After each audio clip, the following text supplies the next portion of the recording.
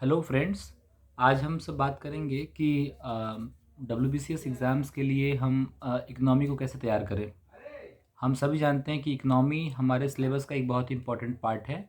हमारे प्रीलिम्स में और हमारे मेंस में भी इकनॉमी से बहुत सारे क्वेश्चंस रहते हैं और ये क्वेश्चन बहुत ही कॉन्सेप्चुअल रहता है और अगर आप अच्छे से सॉल्व कर पाते हो तो डेफिनेटली आपको ये पेपर बहुत ही एक अच्छा मार्क्स फेच करता है।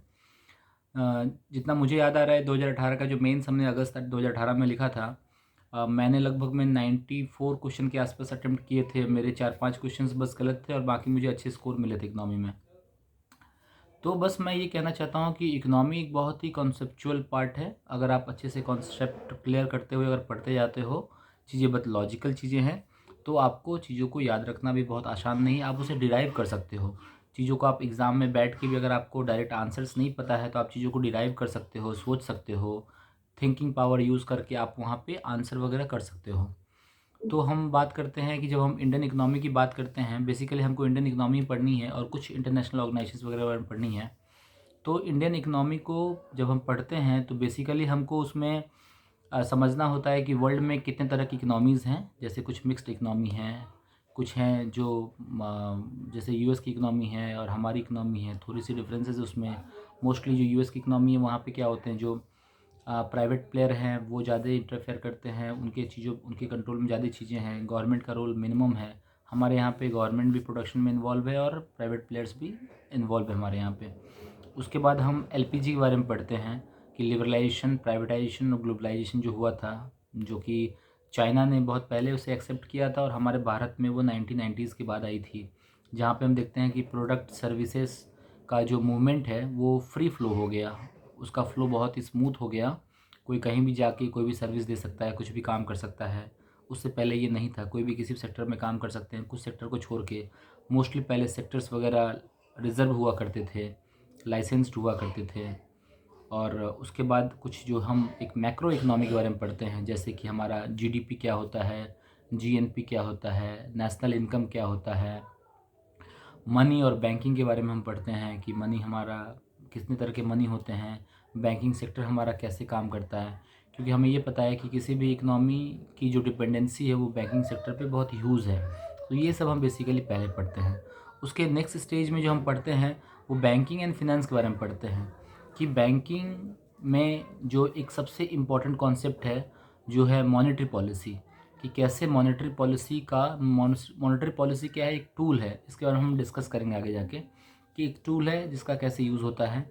फिर बैंकिंग सेक्टर कैसे काम करता है, कैपिटल मार्केट कैसे काम करता है, ये सब हमें पढ़ना है। और हम उसके जैसे कि अभी जो हम बातें कर रहे हैं वो हम इकोनॉमी के सिलेबस को देख पा रहे हैं कि किस तरह का सिलेबस है और कैसे हमें प्रिपेयर करना चाहिए। तो ये सब टॉपिक्स आपको प्रिपेयर करने हैं जहाँ से क्वेश्चंस वगैरह ज़रूर आते हैं। उसके बाद जैसे मान लीजिए कि फिर फिस्कल पॉलिसी हुई, तो जैसे कि बैंकिंग सेक्टर जो है, जो आरबीआई है, उनको मॉनेटरी पॉलिसी को कंट्रोल करना होता है और जो गवर्नमेंट साइड होती है वो फिस्कल पॉलिसी कंट्रोल करती है। और फिस्कल पॉलिसीज़ में क्या करते हैं कि हम देखते हैं कि बजट कैसा है, टैक्सेशन कैसा है, सब्सिडीज़ वगैरह कैसे प्लान किया गया है गवर्नमेंट द्वारा, और फिस्कल डेफिसिट क्या है। ये सारी चीज़ें हम फिस्कल पॉलिसी में पढ़ते हैं। फिर जो इंटरनेशनल जो कुछ एस्पेक्ट्स हैं इकनॉमी के, वो जैसे हैं कि बैलेंस ऑफ पेमेंट, हम इंपोर्ट करते हैं, हम एक्सपोर्ट भी करते हैं, तो उसका जो हमारा जो डिफरेंस होता है वो बैलेंस ऑफ पेमेंट, इस पे हम डिटेल में बात करेंगे। तो ये टॉपिक बहुत इंपॉर्टेंट टॉपिक हमारा बैलेंस ऑफ पेमेंट। फिर करंट अकाउंट डेफिसिएट, सीएडी, हमने ये टर्म बहुत सुना हुआ है, इस पे बहुत सारे क्वेश्चंस डायरेक्टली पूछे जाते हैं। तो ये सारे कुछ टर्मिनोलॉजी हैं जो हमें समझना है और जहाँ हमें इनको प्रिपेयर करना है। उसके बाद फिर जैसे कि कुछ international organisation, world trade organisation WTO है हमारा। उसके बाद फिर हमारा आईएमएफ है, मोस्ट इम्पॉर्टेंट, वर्ल्ड बैंक है। ये सब कुछ है जिनके बारे में हमें बेसिक डिटेल्स हमें पता होनी चाहिए। और फिर पॉलिसी अफेक्टिंग की इंटरनेशनल जो बॉडीज़ हैं, इंटरनेशनली जो कुछ पॉलिसीज़ वगैरह बनती हैं, आईएमएफ के द्वारा हो या डब्ल्यूटीओ के द्वारा हो, उसका हमारा इंडियन इकनॉमी पे क्या असर पड़ता है। उसके बाद हम पढ़ते हैं कि सेक्टर्स ऑफ इकनॉमी कितने सेक्टर हैं। हम सभी जानते हैं इसमें प्राइमरी सेक्टर जो कि एग्रीकल्चर है, सेकेंडरी सेक्टर जो कि मैन्युफैक्चरिंग है, एमएसएमई है, और इंडस्ट्रीज़ के बारे में हम वहाँ बात करते हैं। और टर्शियरी सेक्टर जो हमारा सर्विस सेक्टर है, बेसिकली सर्विस हो, बैंकिंग हो, इंश्योरेंस हो, ये सारा सेक्टर जो है हमारा वो सर्विस सेक्टर है, हेल्थ केयर हो, ये सारे सर्विस जो है। उसके बाद फिर इंफ्रास्ट्रक्चर भी हमारे इकनॉमी का एक बहुत ही इंपॉर्टेंट पार्ट है, जहाँ पे हम लोग एनर्जी के बारे में पढ़ते हैं कि हमारे एनर्जी सोर्सेज क्या हैं, कोल वगैरह के बारे में पढ़ते हैं, उनका रिज़र्व वगैरह कहाँ पे है। फिर ट्रांसपोर्ट के बारे में हम बहुत डिटेल में पढ़ते हैं कि हमारा ट्रांसपोर्टेशन सिस्टम कैसा है, लॉजिस्टिक सिस्टम कैसा है। और फिर रूरल और अर्बन इंफ्रास्ट्रक्चर को देखते हैं, उसमें डिफरेंसेस देखते हैं, फिर समझ पाते हैं कि जो माइग्रेशन होता है हमारा रूरल से अर्बन की तरफ वो क्यों होता है, और फिर अर्बन में जब माइग्रेट होकर लोग आते हैं तो वो अर्बन की जो समस्याएं हैं वो किस तरह बढ़ जाती हैं। इन सब चीज़ों को हम इंफ्रास्ट्रक्चर में पढ़ते हैं। फिर उसके बाद ह्यूमन रिसोर्स डेवलपमेंट हम एक पार्ट है जहाँ पढ़ते हैं, जहाँ पे स्किल डेवलपमेंट के बारे में पढ़ते हैं कि ह्यूमन रिसोर्स की क्या स्किल है, उसको कैसे डेवलप किया जाए।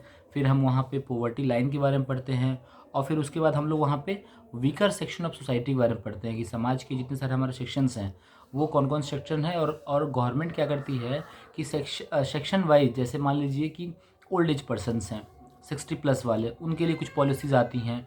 फीमेल्स हैं, हमारी महिलाएं हैं, वो हमारे समाज की एक वर्ग हैं, उस वर्ग के लिए कुछ पॉलिसी आती है। कुछ चाइल्ड हमारे हैं, उनके लिए कोई पॉलिसी आती है।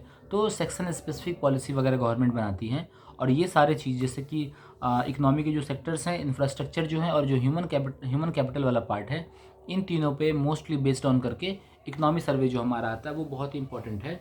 इकोनॉमी के सिलेबस में हम जब बुक से पढ़ते हैं, रमेश सिंह की बुक हो या और भी इकोनॉमी की जो बुक आप प्रेफर कर रहे हैं वो बुक पढ़ते हैं हम। और उसके बाद पढ़ने के बाद हमारे लिए इम्पोर्टेंट है कि जब बजट आए तो हम बजट डॉक्यूमेंट को बहुत अच्छे से पढ़ें। उसके बस सिनॉप्सिस में ना जाए, डिटेल बजट पढ़ लें, वो बेटर है। और उसके बाद एक इकोनॉमी सर्वे बहुत ही इंपॉर्टेंट आता है, 2 वॉल्यूम आते हैं उसके। वॉल्यूम 2 पढ़ने की हमें उतनी ज़रूरत नहीं रहती है, बट वॉल्यूम 1 जो है वो बहुत इंपॉर्टेंट होता है।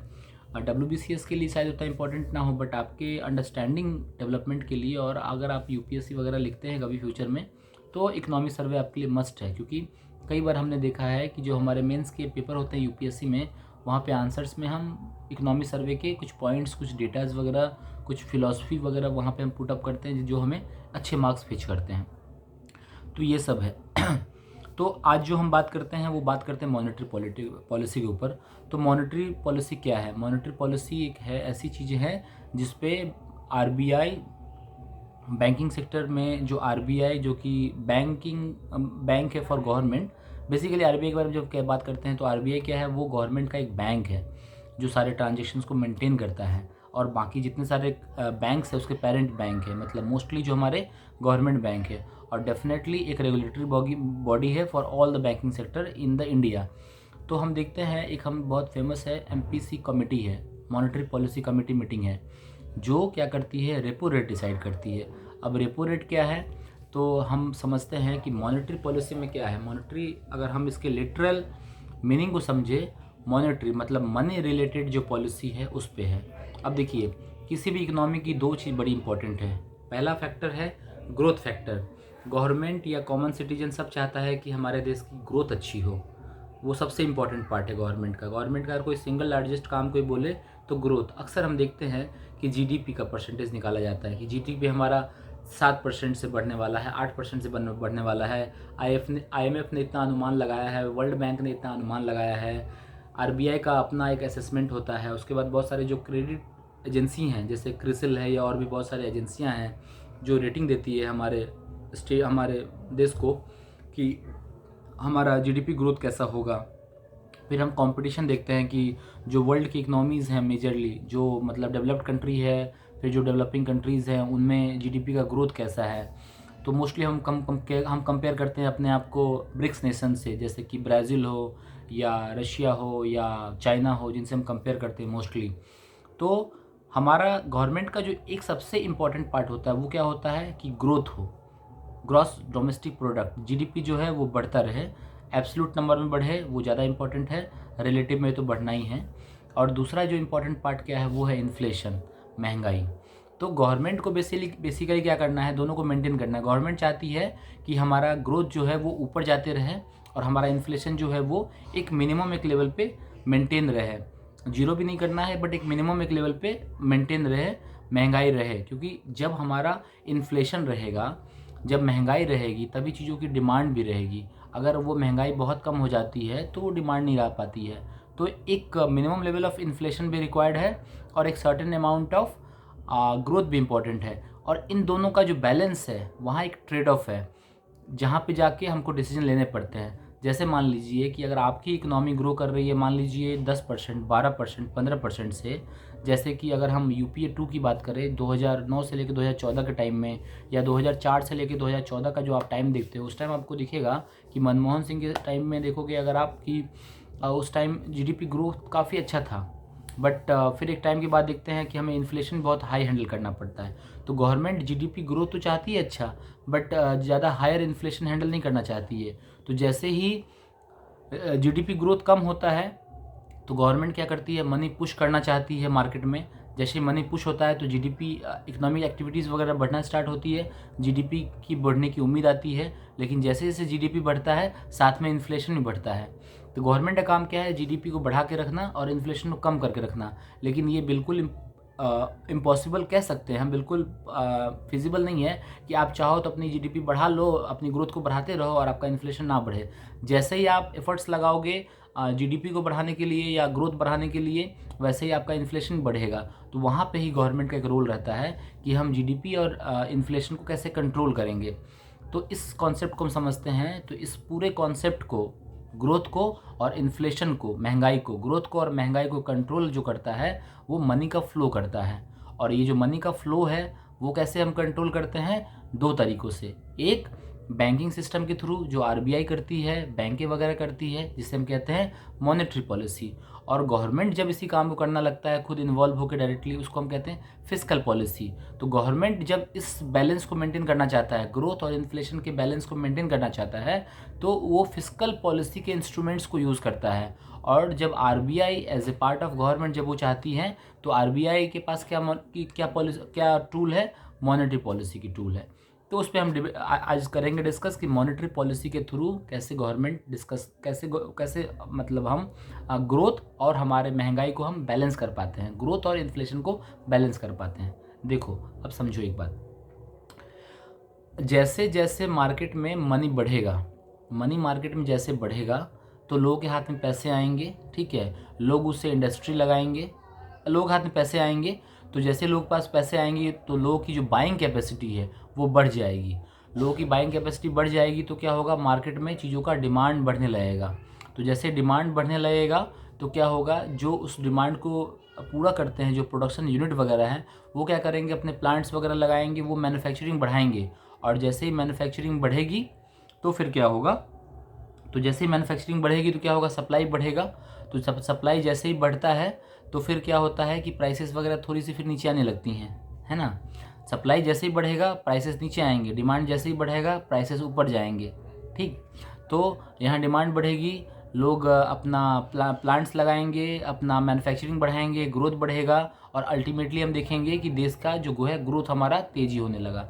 लेकिन जैसे ही हम देखते हैं कि जैसे कुछ लोगों के हाथ में जैसे पैसे ज़्यादा आएंगे, मनी का जैसे ही फ्लो होगा तो लोगों के हाथ में पैसे आएंगे तो डिमांड बढ़ेगा तो चीज़ों का दाम बढ़ेगा, और चीज़ों का दाम बढ़ेगा तो फिर प्रोडक्शन बढ़ेगा, और प्रोडक्शन बढ़ेगा तो हम कह रहे हैं कि हमारा ग्रोथ होगा। लेकिन ग्रोथ के साथ हमें एक और चीज़ झेलना पड़ेगा यहाँ पे। जैसे ही लोग के हाथ में पैसे आएंगे और डिमांड बढ़ेंगे और चीज़ों के दाम बढ़ने लगेंगे तो क्या होगा कि हर कैटेगरी के लोगों के पास तो इक्वल अमाउंट में पैसे नहीं हैं। जिनके पास पैसे हैं उनके लिए बहुत दिक्कत नहीं है, बट जिनके पास कम पैसे हैं उनके लिए थोड़ी दिक्कत हो जाएगी। जैसे चीज़ों का डिमांड बढ़ेगा तो प्राइस बढ़ेगा तो जो लो इनकम क्लास के लोग हैं उनके लिए दिक्कतें आ जाएंगी, महंगाई बढ़ जाएगी, चीज़ों का दाम बढ़ जाएगा, और इसे ही हम कहते हैं इन्फ्लेशन। तो ग्रोथ तो हमारे यहाँ बढ़ेगा, लेकिन बहुत चांस है कि हमारा इन्फ्लेशन भी बढ़े। तो गवर्नमेंट ऑलवेज चाहती है कि ये ग्रोथ और इन्फ्लेशन जो है एक मेंटेन्ड रहे, मिनिमम लेवल ऑफ इन्फ्लेशन भी रहे, ताकि महंगाई कुछ रहे, तब तो चीज़ों का डिमांड भी बना रहेगा। और डिमांड रहेगा तभी तो नए नए फैक्ट्रीज लगेंगे, प्रोडक्शन ज़्यादा होंगे, लॉजिस्टिक्स यूज़ होंगे, ओवरऑल डेवलपमेंट होगा और हमारा जो जीडीपी है वो ग्रो करेगा। तो बेसिकली ये कॉन्सेप्ट है। तो मनी के फ्लो को मार्केट में मेंटेन करने के लिए ही मॉनेटरी पॉलिसी पे डिसीजन ली जाती है। अब हम देखते हैं कि जब भी मॉनेटरी पॉलिसी होती है, मॉनेटरी पॉलिसी जो है वो 3 मेंबर कमेटी है। हम एक अलग से वीडियो बनाएंगे जिसमें हम डिटेल में डिस्कस करेंगे कि मॉनेटरी पॉलिसी क्या है, उसका क्वार्टरली पे जो रिव्यू होता है उस रिव्यू का आउटपुट क्या होता है, और उसमें जो रेपो रेट या रिवर्स रेपो रेट वगैरह डिस्कस करते हैं वो एग्जैक्टली क्या है। बस हम छोटा सा एक डिस्कशन यहाँ कर लेते हैं कि रेपो रेट क्या है और रिवर्स रेपो रेट क्या है। देखिए, जब जब गवर्नमेंट को लगता है, जब जब आरबीआई को, गवर्नमेंट टर्म यूज़ नहीं करूँगा क्योंकि गवर्नमेंट वहाँ काम करेगा जहाँ पे वो फिस्कल पॉलिसी रिलेटेड डिसीजन लेते हैं, ठीक है। आरबीआई को जब जब फील होगा, क्योंकि आरबीआई की भी ये रिस्पॉन्सिबिलिटी है अलॉन्ग विद गवर्नमेंट कि हम ग्रोथ और इन्फ्लेशन को के बीच में एक बैलेंस मेंटेन करके रखें। तो आरबीआई ये देखती है जब जब उसको लगता है या जब जब डेटा से ये समझ में आता है कि ग्रोथ हमारा कम हो रहा है और हमको ग्रोथ बढ़ानी है, तब क्या करते हैं, मनी को चीपर बना देते हैं। चीपर कैसे बनाते हैं, रेपो रेट से। यही हमें समझनी है। अब देखिए, रेपो रेट वो रेट है जिस रेट पे बैंक मतलब आरबीआई जो है वो लेंड करती है, बैंकों को पैसे देती है। जैसे मान लीजिए पहले रेपो रेट 4% था, वो 25 बीपीएस से घटते घटते अभी जो है वो 3% पे आ गया है। इसका मतलब है कि मनी अभी मिलना इजी है। अभी देखोगे आप, आपके होम लोन हो या कार लोन हो या पर्सनल लोन वगैरह के भी रेट काफ़ी गिर गए हैं। पहले पर्सनल लोन 15-16% हुआ करता था। आज के टाइम में अगर हम देखें तो पर्सनल लोन जो हमारा है वो 10 से 11% के बीच में है। इसका मतलब क्या है, मनी चीप हुई है। क्यों चीप की गई है, ताकि ज़्यादा से ज़्यादा पैसे आप बैंक से ले पाओ, आपके हाथों में पैसे हो, आप पैसे खर्च करो। आप पैसे खर्च करते हो तो इकोनॉमिक एक्टिविटी होती है। पैसे खर्च करोगे किसी चीज़ में, आप परचेस करने में खर्च करोगे। जैसे आप चीज़ों को परचेस करोगे तो चीज़ों का डिमांड बढ़ेगा, और जैसे चीज़ों का डिमांड बढ़ेगा तो उसके सप्लाई बढ़ाने के लिए प्रोडक्शन यूनिट्स आएंगे, इस्टेब्लिशमेंट क्या करेंगी, फैक्ट्रियाँ लगाएंगी, लोगों को एम्प्लॉयमेंट मिलेगा तो लोगों को सैलरी मिलेगी, लोगों के हाथ में पैसे आएंगे। ओवरऑल इस तरह से हम देखते हैं कि ओवरऑल जो है ये ग्रोथ होता है। तो जब जब मार्केट में पैसा बढ़ाना है उस टाइम क्या करना है, सीआरआर जो है हमारा, कैश रिजर्व, सीआरआर तो एक अलग कॉन्सेप्ट है, हम उस पर बात करेंगे। सीआरआर क्या होता है, एसएलआर क्या होता है, वो भी है, मॉनेटरी पॉलिसी का ही पार्ट है। तो इस पर्टिकुलर वीडियो में बेसिकली हम इकोनॉमी के बारे में जो डिस्कस कर रहे थे कि इकोनॉमी में हमें क्या क्या चीज़ों को पढ़ना है, क्या क्या लेवल, क्या क्या टॉपिक्स हमें पढ़नी है, और हर टॉपिक पे हम सेपरेट एक वीडियो बनाएंगे। जैसे मॉनेटरी पॉलिसी पे एक वीडियो लेके आएंगे, फिर मान लीजिए जैसे कैश रिजर्व रेशियो है, एसएलआर है, उस पर बनाएंगे वीडियो, फिर गवर्नमेंट की जो फिस्कल पॉलिसी है उस पर बनाएंगे। तो इस तरह से हम इकोनॉमी की पढ़ाई कंटिन्यू करेंगे, ठीक है। Okay, thank you.